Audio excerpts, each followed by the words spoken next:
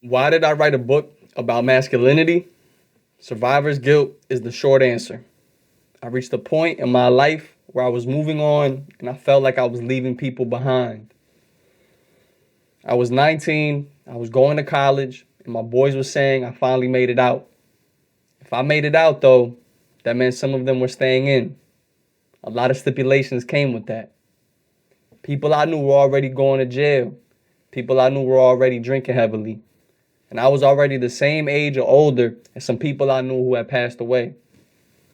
Growing up, my home felt dangerous. I felt like I could die. I ain't want to die, and I ain't want my friends to die. That's why I kept them close. Why I nagged and dragged them along, desperate for us all to escape. Why I wrote about them in my book. In dark times, my friends were my light. I wrote the book because I was afraid the light would go out. By writing, I gave it permanence.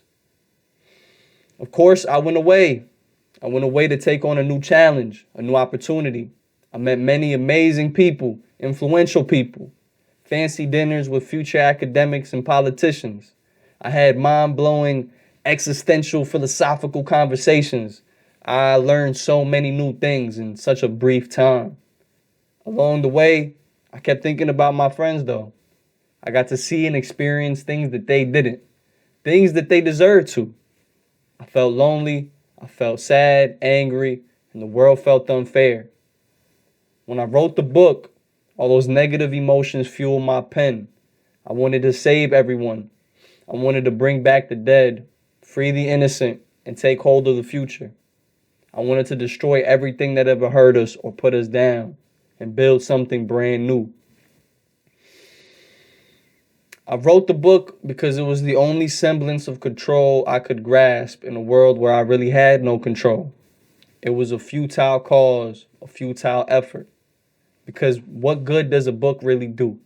How does that solve anyone's problems?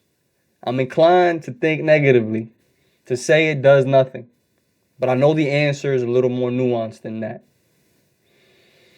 Out of all the feedback I've received, the one that meant the most to me was from a young man from my neighborhood who looked me in my eye. He said, "Daniel, I feel seen. I feel heard.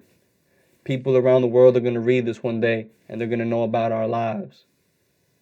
That is the best thing I can accomplish with this book. To tell our story, spark a little empathy, a little understanding. In the end, I think that's what I wanted out of the book. I just want people to understand and to care about us. If you're trying to pay for Daniel to go back to school, like and subscribe.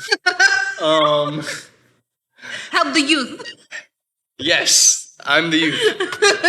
I wear my heart on the sleeve, but who does it? I'm in a generation where you just say fuck it. Love don't exist unless you out of school, pockets full of money, and you got no issues with your daddy or your mommy. But I ain't gonna sit here and lie. I thought about texting X a couple of times, thinking it would help.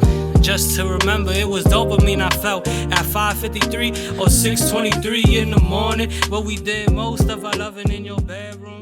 To be honest, to the